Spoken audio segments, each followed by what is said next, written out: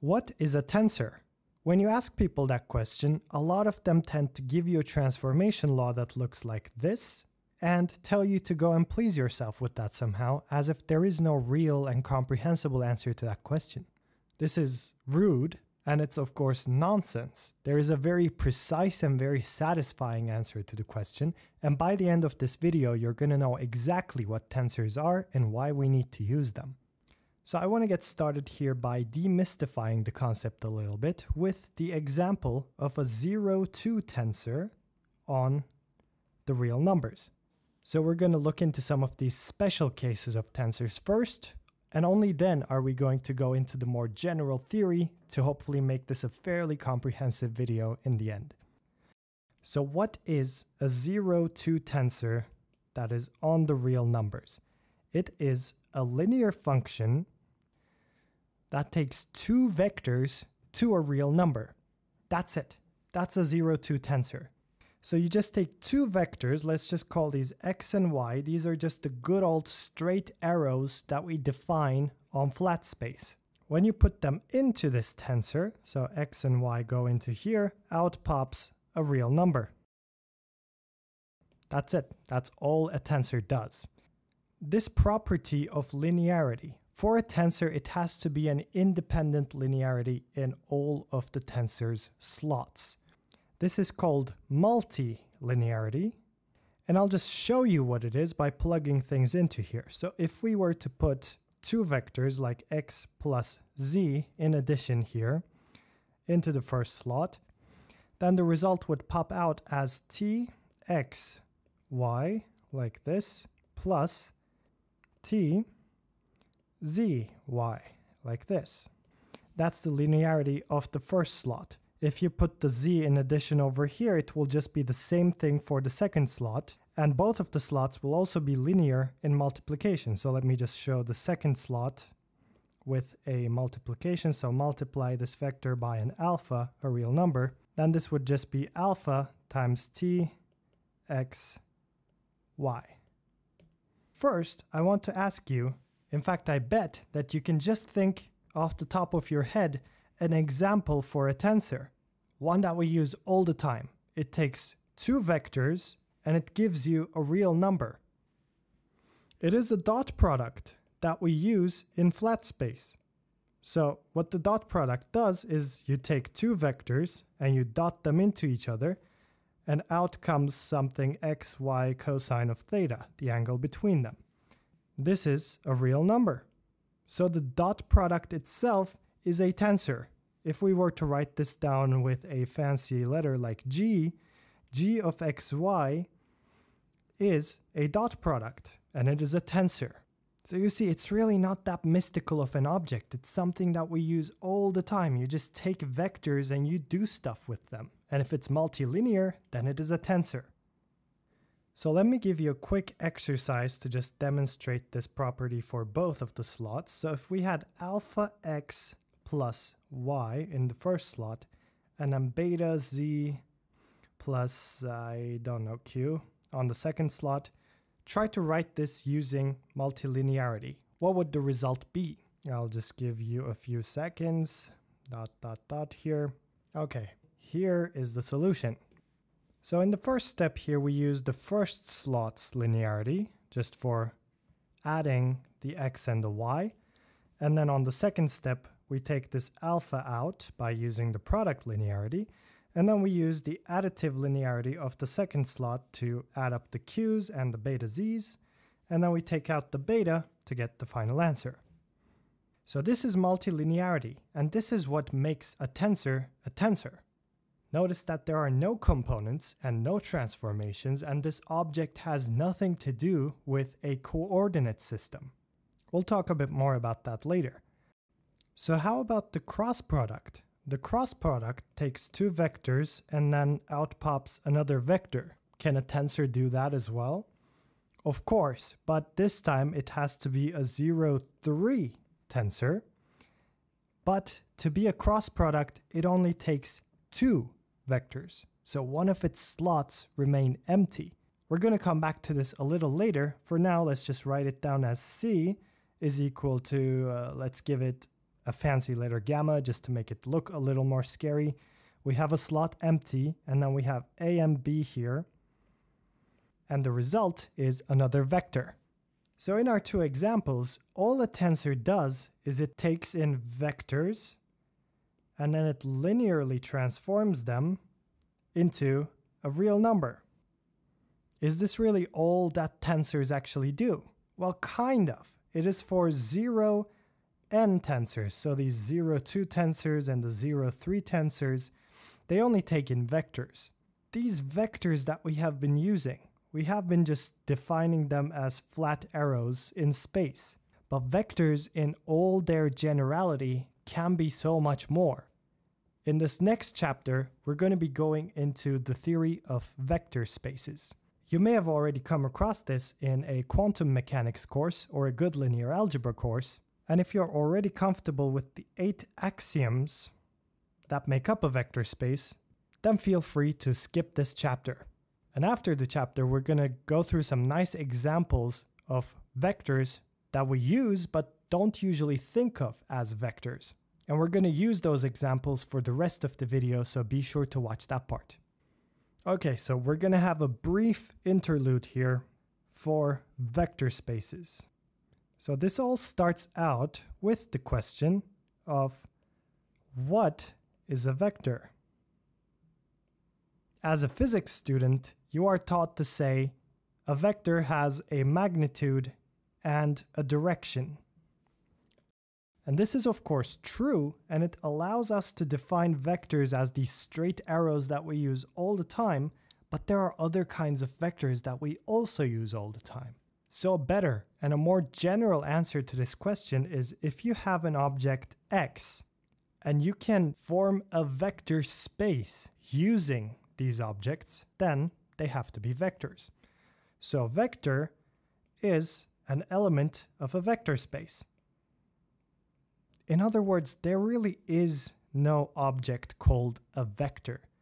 There are just vector spaces, and the elements of those vector spaces are what we call vectors.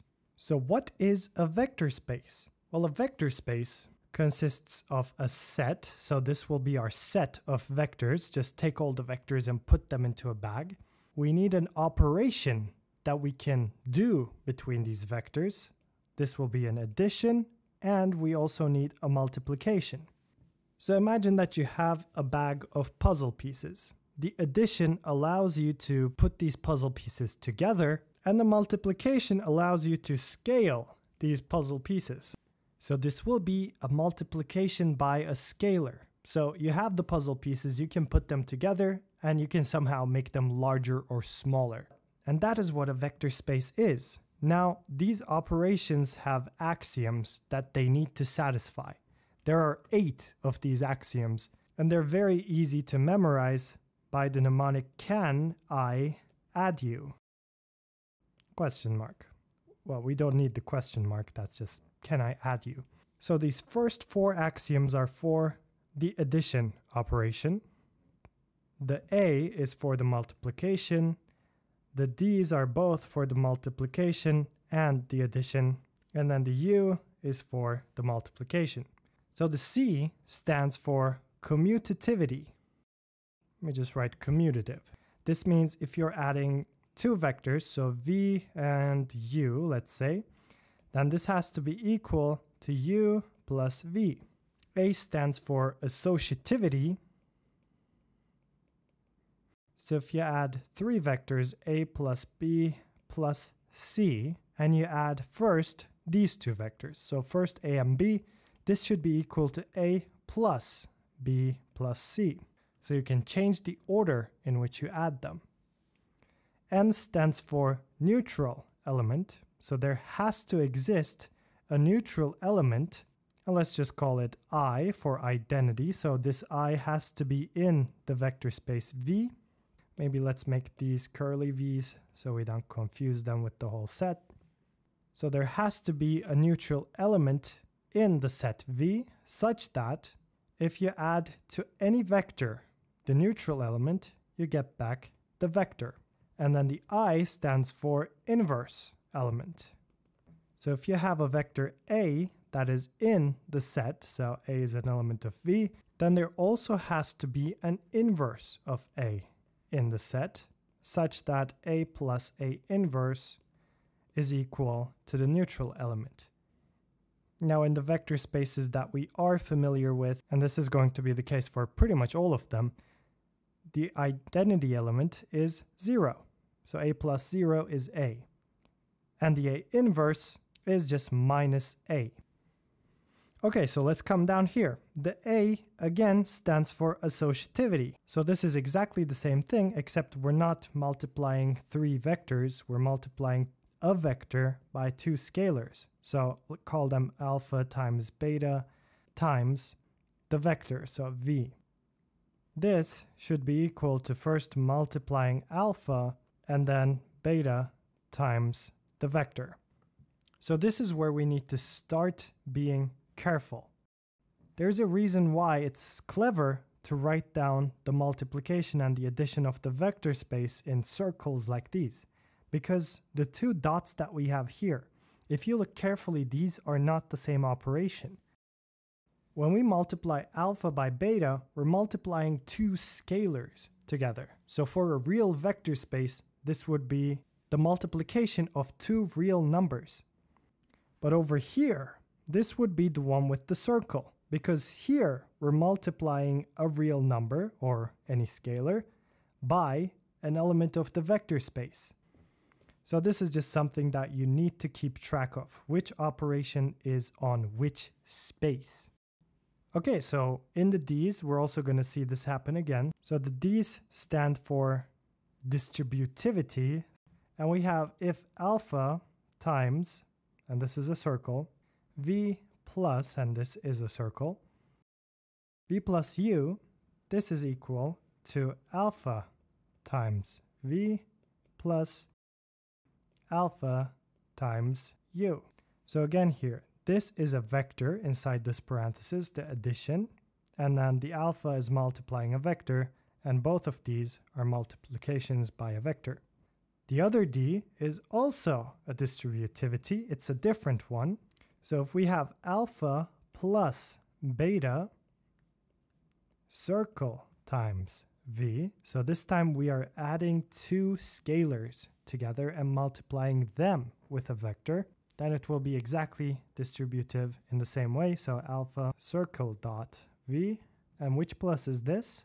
It is a circular plus times beta dot V. So these nuances are important, and they are important for the structure of the vector space. You can see that the operations of the circle dot and plus have to be related to the operations that we have on the scalars that we're using to define the vector space on. So the last axiom is called unitary. It states that there has to exist a unit element, so this is the identity of the multiplication this time. So let's call this A dot, just make it a fancy one like this. A dot, the unit element is A. Okay, so any set with any of these 2 operations that satisfy all of these 8 axioms is, by definition, a vector space. And all the elements of the set that you use to construct the vector space with, all of them are vectors. So let me give you now examples of vectors that we use all the time, usually without even considering that they are vectors. So say that you have a second order differential equation. It would be something like this. If you know about differential equations, then you know that if you have y1x and y2x, with both of these being independent, in-depth solutions of the equation, independent here meaning they're linearly independent, so you cannot write y1 as a multiple of y2 for any constant. If you have 2 independent solutions for a second order differential equation, then you can combine these solutions, so c1 y1 plus c2 y2, to get the most general solution of the equation. That means every solution that this equation has can be reached by combining these two solutions. Why? How can we know that there are only two? Because the solutions to a second-order linear differential equation form a two-dimensional vector space. Because clearly, as we have done up here, we can add these solutions together and multiply them by scalars. And the result is another solution. That's the whole point, right? When you add two vectors together, the result needs to be a vector in that same vector space. So when you add the two solutions together, if you get another solution, that means the solutions do form a vector space. They are closed under their addition. And this is, of course, thanks to the linearity of the differential equation.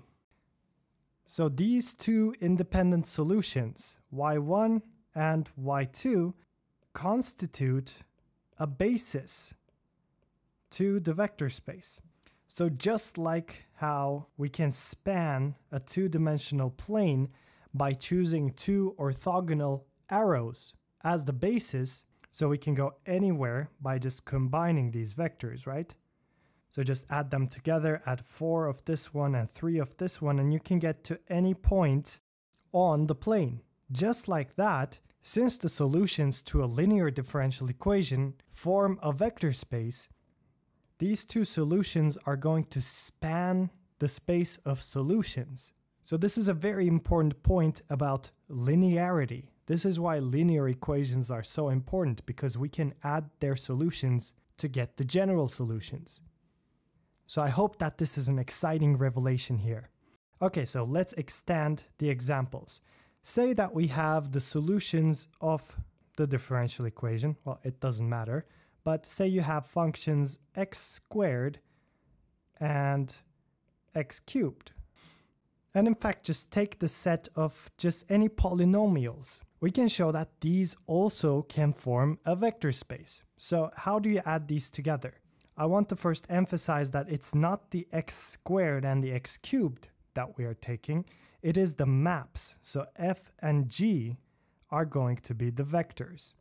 So these are the functions, the maps that take x to x squared. So if you add two of these maps together, so f plus g, this is also going to take an input x. And it's going to turn it into, well, we're going to define it that way. It's going to be fx plus gx. This is called pointwise addition. So pointwise just means that you first evaluate both of these maps, both of these vectors, by the x first, and then add up the results that you get, and that defines the addition of these two maps. And this is a very common operation to define in geometry. So I want to make a remark here that f and g don't really have magnitudes. You just plug in an x to eventually, yes, you always need to get a magnitude, because vector spaces have to be defined on scalar fields so that we can use the addition and the multiplication that is already defined on the scalar fields. But the vectors themselves, they don't really have a magnitude here. We're not adding the magnitudes of the vectors. We are adding the results that we get once we plug in an x into these maps. So it is the maps themselves that are the vectors, and they themselves don't have a magnitude. The magnitude changes for whatever you plug into the map. Okay, so now that we have examples for much more general vectors, let's get an example for another tensor based on this vector space P. So we again have the polynomials f and g. Again, they're x squared and x cubed. So a tensor defined on this vector space might just be, let's say it takes in f and g again. Let's say it takes the derivative of the first slot with respect to x at a point, let's say x equals 5 or something, it doesn't matter. And then it multiplies with the derivative of the second one, again at x equals 5. For f and x, this would just be x squared derivative is 2x at the point 5, and then we multiply by 3x squared at the point 5. So this would be 10 times 3 times 25, whatever that is. Okay, so is this really a tensor? It looks a little confusing because we have these x squareds and multiplications and everything, but remember, it is the f and the g that the tensor takes in as the inputs. It is supposed to be linear in those slots. So this 3x squared, it may not be linear. That doesn't matter. Let's just go for an example to see what that means. So let's say we have t, another polynomial. Let's say that it is, I don't know, x to the 4th. Why not? So if I were to plug this in to the tensor here, let's say to the first slot. So let's put f plus t here. And which plus is this? It is the plus that we have defined up here in the vector space P. It is this plus, because we're adding two of these vectors, two of the polynomials together. And then on the second slot, we have the g again. So what is this? Well, first, f plus t is x squared plus x to the 4th once you plug in an x over here. So the derivative of this one would be 4x cubed plus 2x. Okay, so that would be the result of the first slot. So this is 4x cubed plus 2x at the point x equals 5. And then we multiply by the derivative of g again, that is 3x squared at the point 5. The question is this equal to t f g plus t t g? That's the linearity, right? Notice that we are using the plus without the circle here because after we plug in the x's, we're just adding the scalars together. Again, the tensor takes the vectors to a scalar. So we would have the scalar addition with the result of the tensors.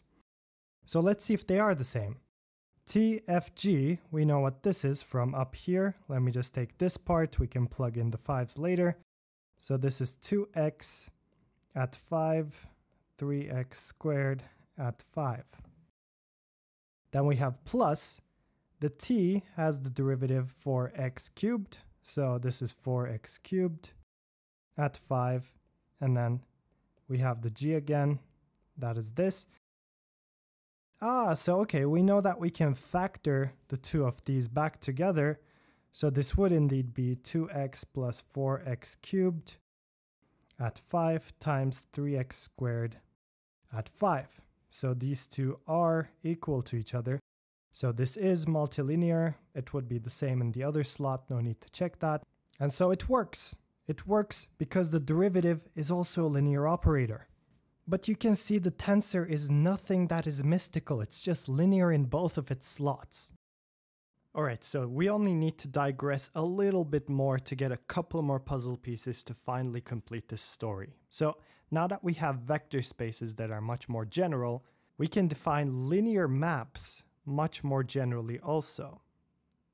So what a linear map really does is it connects two vector spaces in a special way that's going to preserve the structure of both of the vector spaces. Let's see what that means. So we need two vector spaces. Let's call this one v, and then plus its own plus, and then dot. So just put the subscript v to tell which vector space this operation belongs to.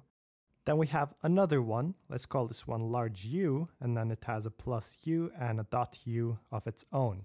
A linear map, which we can call phi, is going to connect these two together. So it's a linear map from v to u, and this tilde here denotes that the map is linear. So as we expect, there are two conditions that this needs to satisfy in order to be a linear map. For the first one, if we pick any two vectors from the first vector space, so these are from v, then if we map the addition of these two vectors, so v1 plus v2, and this plus has to be on the vector space v. If you map the addition of the two vectors on the vector space v, then the result has to be equal to the addition of the mapped vectors on the vector space U. So you can see that this is the linearity for addition condition that we are used to. But the difference is now we have two different vector spaces and two different operations.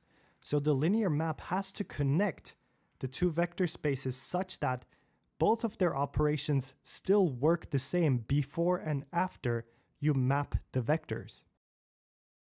The second one is of course for the scalar multiplication now, and it has to do exactly the same thing. It has to preserve the operation. So if we take a real number here, lambda, and we multiply a vector before we map it, then the result has to be the lambda again multiplying the same vector after it has been mapped. So that looks like this. Just to be clear here, V is an element of the first vector space. Phi of V is an element of the second vector space, because phi goes from the first to the second vector space. So like before, we have to be careful with operations here. Which operation is on which space? Because what the map does is it changes spaces. So this is usually not the way we think of linear maps, right? A linear map is what we think of as if you have these two vectors, maybe the linear map just rotates them into these two vectors, or it can scale them a little bit without curving anything. But these are all linear maps that we use, quote, on the same vector space. Of course, these two are not the same spaces because you have scaled the vectors, but what we have defined over here is much more general. These can be any two vector spaces. So if we think back to our examples, the V might just be the space of polynomials, and then the U might just be the arrows that we are familiar with. So you can take the solutions of a differential equation and map them to a three-dimensional vector space with arrows in it, and that will still be a linear map if it satisfies these conditions for the operations. And of course, if we loop back full circle over here, tensors are linear maps that can work on any vector space. And so you can see that a map between two vector spaces can be an operation that is much more general than just taking these vectors and scaling them and rotating them. Now we come to another very infamous subject for how abstract it can get, but we're going to look through it as just a special case of these linear maps. So we come to the concept of a dual vector space. Dual vectors are called covectors. They are called one-forms. They are called differential forms. All of those sound pretty scary, but what they really are just linear maps. So let's take one vector space. Let V plus V and dot V be a vector space. We define another set. We call it V star. This is the dual space to the vector space V. And we define it as the set of all linear maps that go from V to the scalar field that V is built on. For our case, it's just real numbers. That's it. V star is a set of linear maps. Well, that's not it. What we can do now is take V star and we can also construct a vector space by using these maps. So we have seen before how we can build vector spaces out of maps, right? We took the f and the g and we have added them together and then plugged in the x and then defined this pointwise and so on. You can show that you can take all the linear maps that go from a vector space to the real numbers and then make that set into a vector space. That is what the covector space is. So an example is in order. Let's take our old vector space of polynomials with the polynomial pointwise addition and multiplication. And let's take our old friends fx equals x squared and gx equals x cubed. We just need a linear map that takes these functions, these vectors, to a real number. Let's define one. It could be I, and then you insert f into here. And let's define it as the integral of f with dx and take it from 0 to 1. That's it. this is a real number, right? It is a definite integral. And it is a linear map. And you can show that the integral is a linear map. So the integral operator itself is a covector. You plug in any function from this vector space of polynomials and it integrates that function from 0 to 1 and out pops a real number. Let's take another example. So let's get a vector space of just arrows in three-dimensional flat space. And let's take a function f. This is just a scalar function or a scalar field. So these are the objects that we are very familiar with. Let's take the gradient of f. So this could be the gradient of a temperature distribution in a room. We usually think of this as a vector because the gradient takes all of the different derivatives in all directions of this function and adds them together, right? So if you add up all the possible ways in which the function can change, then you will get the maximum amount of change in the direction of that maximum change. So the gradient is what we usually think of as an arrow that points to the direction that f increases the most dramatically, the steepest ascent. But we also know that if we dot the gradient into a vector, so let's just take x as an arrow, if you dot x into the gradient, then what you get is the directional derivative of this function in the direction of x. Because now you have taken the sum of all the changes of f and then you projected them down onto a vector. So now you see how it changes towards that direction. So if we were to use what we have down here and then define the gradient as a function that acts on a vector this way. So you take the gradient of a scalar function and then you define that as a function that acts on a vector. How do you define it? Well, you just take the vector that you have inserted in here and you dot that into the gradient. If you define the gradient this way, it is clearly a covector because this is a real number. It's just a directional derivative. So there is a nuance that we have to discuss here. If you have a Euclidean three-dimensional space that we usually use, on that space, vectors and covectors are the same thing. This is due to the definition of the metric on a Euclidean space. You may have seen before that if you write it down as a matrix, it just has diagonal values of 1 and then zeros everywhere else. So on Euclidean three-dimensional space, vectors are the same as covectors. This is why we can think of the gradient as a vector in three-dimensional Euclidean space. But it turns out that in more general vector spaces, the gradient is always a covector. And in fact, this is how you define the gradient. The gradient of a scalar function is a function that acts on a vector to give you a directional derivative of that function. Now, if the gradient is a covector, it is something that takes in a vector and takes it to the real numbers. In the beginning of the video, we have defined a 0-2 tensor as a map that takes two vectors to the real numbers. So what is a map that takes one vector to the real numbers? It is a 0-1 tensor. So this is why covectors are called one forms, because they are 0-1 tensors. But what about this slot over here? We have always just filled this slot and taken vectors to scalars. Well, as you might guess at this point, this slot is going to take covectors, again, to scalars. So this is the point where we can finally come full circle and finally define tensors in all their generality. So we can call a very general tensor here an MN tensor. And what it's going to do is it's going to take n vectors and m covectors and it's going to linearly map them onto a scalar field. So we have always chosen that to be real numbers, but tensors can also map vectors to complex numbers. They can map them to functions. They just have to be scalar fields. So this is it. Let's just make the formal definition to leave no stone unturned.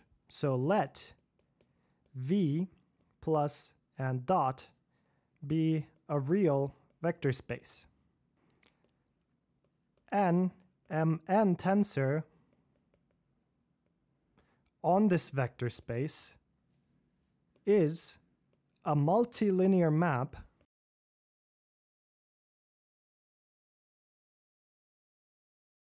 that we define this way. So the T has Cartesian products. So these are just pairs of these vectors, just tuples. It takes M covectors, and it takes N vectors. All of those go to real numbers. That's it. So this is the point where we have unlocked the achievement. Tensors are now defined in all their generality. So let's go ahead and discuss all the little things that we have left out before to connect with this definition back to everything that we have done so far. So in the beginning of the video, we have defined the cross product. So A cross B equals C. This takes two vectors and out pops another vector. And I claim that this should be a 0,3 tensor with a slot left open. That's a little bit of a lie. What really needs to happen is this needs to be a 1,2 tensor. So it takes one covector and two vectors and maps them into a real number. And if you let the slot of the covector remain open, then the result is going to be a vector. The reason why we have defined this as a 0,3 tensor is because, again, in Euclidean 3 space, let's just call it Euc 3D, covectors are equal to vectors. So it doesn't matter if it's a 0,3 tensor or if it's a 1,2 tensor. So let me just clarify how this happens. So if we have a covector, let's just call it omega tilde, and we let it act on a vector, we know that this is a real number. The covector takes a vector to the real numbers. So if you have a tensor, we have called it gamma, that has an open slot and two vectors in these slots, this is a vector. If you define it such that when you put the omega into here, omega A, B, this is equal to omega acting on the vector C. This is a real number. But if you let the omega slot remain open, it just means that you get a vector that you can act on with any one form, any covector, to then turn it into a real number. So that is why that slot needs to remain open. This is going to be useful and be a little more clear in a second, because next we're going to define tensor components. So this is where we reconnect to the definition of the tensor transformations. So imagine that you just have a straight arrow vector. How do you get components for the vector? You have to choose a coordinate system. That's the first choice. You need a coordinate system. And then that's not even enough. You also need to choose a basis. So once you have chosen coordinates, suddenly your space looks like this. Suddenly you have coordinates. But you also need to choose a basis. So if you choose the basis to be one square in each direction, then you would go 4 of them over here and 3 of them up here. And this vector would have components 4 and 3. But of course you don't have to choose it that way. You can choose the basis to be 2 arrows in this direction and then 1.5 arrows in this direction. Then the vector would have components 2 and 2. So you can see that there is a lot of choice that we have to make in order to get components for a vector. And of course, it's the same thing for a tensor. And in fact, of course, we have uncountably infinite amount of choices that have to be made in order to get components. Because I can just tilt the coordinates slightly, I can make them polar coordinates, I can make them spherical or cylindrical. You can look at it like the surface of a torus, you can do anything. And then you can also choose a basis, an uncountably infinite number of ways. But we know that the length of the actual arrow does not care. It's a geometrical object. Its length is going to be the same no matter how you measure it. It's the same for a tensor. This is why we need to have transformations when we are working with coordinates. But it's not because the tensor is an object that is defined on these transformations. The tensor is an object that has nothing to do with the coordinates. You just need the transformations if you actually want to express the tensors in a coordinate system. That's when you get tensor components. So the components are coordinate dependent. The tensors are not. They are geometrical objects that live above coordinates, if you want to use that word.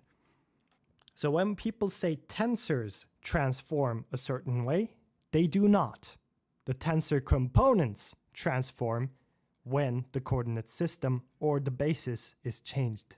So that being said, we have a vector space and a covector space that we define a 1-1 tensor on, let's say. So it takes a covector and a vector to the real numbers. To get what we call the components of the tensor, we need to choose a coordinate system. So let's call this x. X is the chart map that defines the coordinate system. So if you have your space, your manifold, you go ahead and lay coordinates on it, let's say this way. Like so. That is the map X that puts the coordinates on there. These are real number lines, right? Each of these. You just zigzag them onto the manifold to lay coordinates on it. So this very mesh of coordinates have to be laid down in a certain way. Because you can do it another way just the same. You just take the same manifold and you lay it on there this way, for example. And then you take the other components this way. This would be Cartesian coordinates, and these would be polar coordinates. Both of them are coordinates on the same manifold. Both of them can express all the geometrical objects that are on the manifold, but the components are always going to be different. So let's say this is the map X that lays down the real numbers this way, and then this is the map Y. So if we have chosen a chart map X, what we can now do is choose a basis. So now we can take a vector V, and since we have 2 dimensions, we can call this V1, and then E1 can be the basis vector in one direction, and then V2, E2 can be the other direction, right? We can always expand vectors this way once we have chosen a basis. Then we also choose a basis for the covector space. So once we have the omega, we can expand it as omega 1, and then let's call this epsilon 1 plus omega 2, and then epsilon 2. We have chosen these bases. And by the way, once you choose a basis for the vector space, the covector bases are usually chosen as E alpha dot E beta would give you delta alpha beta. So these are 1 if alpha equals beta, and then they are 0 if alpha does not equal beta. That's the Kronecker delta. This is how we automatically choose a basis for the covector space if we have already chosen a basis for the vector space. Okay, so finally, let's get the components of the tensor. So the tensor takes in omega and v in this way, right? What happens if we just insert the basis vectors and covectors in here? So epsilon beta into the first slot, and then E alpha into the second slot. You evaluate the tensor with the basis vectors. This is what we call the components of a tensor. So we give this the name T alpha beta. And that's it. So how does this work? Well, we have already written the expansions of the vectors. So V is V1 E1 plus V2 E2. Let's write that down as a sum over alpha of V alpha E alpha. That's it, right? That's the sum. And then the omega can be a sum over beta for the components of the covector omega, and then the basis covectors. If we go ahead and write this down into the tensor, so T, let's make a large parenthesis, we have a sum over beta, and we have omega beta, epsilon beta, and we have V alpha E alpha. This is equal to T omega V, right? We just write the expansions of the vectors and the covectors with respect to the basis instead of the vectors themselves. But of course, the sum of all the components and the basis is equal to the actual vector. That's the point of the expansion. Now, thanks to the tensors being multilinear, we know that we can take these sums and the components out. So both of the sums come out here, and then the omega beta is out here, and the V alpha is out here. Because these are just real numbers, right? If you expand a vector with respect to a basis, then their components are just real numbers. It's 3 in the x direction, 4 in the y direction, and so on. And then we can write down the tensor over here, epsilon beta E alpha.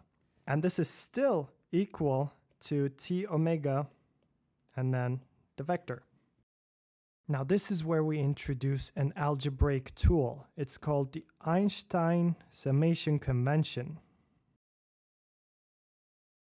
What this says is if you have a sum over alpha with the V alpha E alpha, if you ever have these scripts be a subscript and a superscript, then they are always summed. So this denotes a sum on its own, and I don't have to write this down.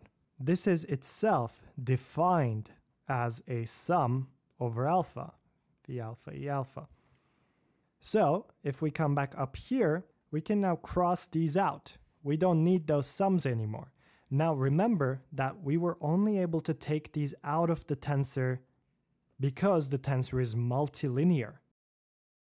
So if we write down what we have so far, we have T omega V is equal to T with the expansions by using the Einstein summation convention. I can write omega beta, epsilon beta, and then V alpha E alpha. Once we take these components out, we still want to denote a sum. So we go ahead and define the tensor with the bases plugged in this way, alpha beta. If we define it that way, then once we take the components out, what we get is omega beta, V alpha, and then T alpha beta in this way. So these all contract to give a real number. So by defining the components this way, we keep the sum and we get an amazing shorthand notation to go ahead and write this down. Now, we have defined the components after we chose a basis, but it's important to note that these coordinates and the bases are arbitrary, right? We could have chosen the E and the epsilon in any way we have wanted. The choice is arbitrary. So while this is the way to write down the components of the tensor with respect to a coordinate system, it is with respect to any coordinate system. So this is still a coordinate independent object, if we choose to look at it that way. This is something called the slot naming notation. So instead of actually plugging in basis covectors and vectors into here, imagine that we are just taking this tensor and naming this slot over here beta and this slot over here alpha. Define this as the alpha beta. This is just so we can use this amazing shorthand notation. So a tensor acting on vectors omega and v can just be written as this. Just act on the omega and the v by hitting them from the left. That makes things a lot easier. Instead of writing down the tensor and then plugging things into the slots, just name the slots with alpha and beta, so you know that you need to plug in the alpha into this slot and then the beta into this slot. And check out my references for more detail on this. And with this notation, if you were to leave a slot empty, what would that look like? You have alpha beta and you only contract with beta. This is the same as t with the omega plugged into here and then this slot of the vector left empty. Well, we can see that this just contracts the betas, but the alpha remains a free index. So you have to keep it that way. So this is equal to v alpha. So out pops a vector. So if we go back to that cross product, C is equal to A cross B, the way to write this down in tensor notation, it requires another object called the Levi-Civita symbol. It looks like this. You can write this down as, well, if you take A component gamma of this C, this is just A alpha B beta contracted with the Levi-Civita symbol. That's how you write down a cross product. And if you have a dot product, it's just A alpha B beta, and then you add a delta over here to turn the beta into an alpha. So if you have A alpha B alpha this way, this is a dot product because it contracts to a real number. I urge you to look into these because it makes everything about vector calculus just so easy to derive.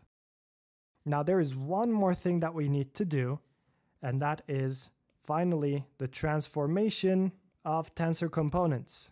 Not tensors, tensor components. Very important. So if we have a vector with respect to a chart map y, we have said that this would be polar coordinates, for example. You have its components. The way to transform this vector's components when you switch to another chart map is to differentiate yj by the other chart map x. So this is the Cartesian coordinates, I and then v with respect to x, I. We derive this transformation law in the video for the basis and transformations for tangent vectors. So be sure to check that out if this is not familiar to you. Assuming that we already have this vector component transformation, how do we get the transformation law for the tensors? Well, we plug things in. So let's just do this for a 0-2 tensor. It works exactly the same for anything else. You just need to plug in the covector transformation into here. If we have a 0-2 tensor, it takes in two vectors. So let's assume that we can expand the v in terms of the chart map y by taking the components. So this is, let's put this down here, v of j times e of j. This is a sum. Let's assume this is the basis that we have chosen for this chart map. How does this transform? Well, e to the j of y is equal to, we just plug in what we have up here. So this is yj over xi and then ei with respect to x. So this is the basis for the x coordinate system, this is the basis for the y coordinate system, and this is the transformation rule between these two coordinate systems. Okay, so we have two vectors, v and u that we plug into the tensor.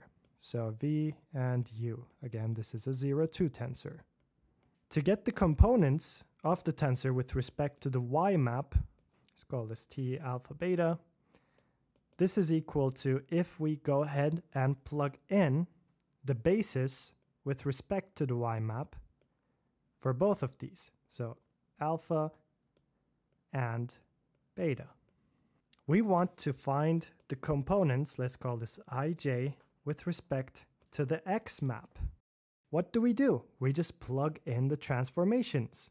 So we have written down the basis of the y map with respect to the x map. So we can just plug this right in. Again, the ty alpha beta is equal to t, and then I just have to write this by using the transformation yj over xi. Sorry, this one is an alpha now. Xi ex to the I. And then the next one we can call y beta over xj this way, and then ex to the j. This is a super index, but since it's on the bottom of the derivative, it becomes a subindex. So this over here is a sum, and this over here is a sum. Now, again, thanks to the linearity of the tensor, we can take these derivatives out, right? These are just the derivatives of one of the chart maps with respect to the other. Let's go ahead and do that. So ty alpha beta, that's still what we have over here. dy alpha over dxi, and then dy beta over dxj, and then we have t exi exj.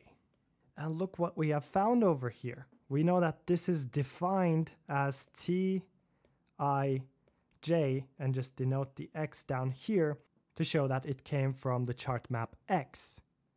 And this is when we finally get that transformation rule. So ty alpha beta is equal to y alpha over xi, y beta over xj, and then tijx.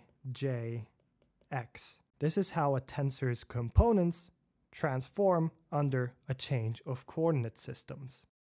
And of course, if you ever want to numerically actually calculate anything, you need to choose a coordinate map.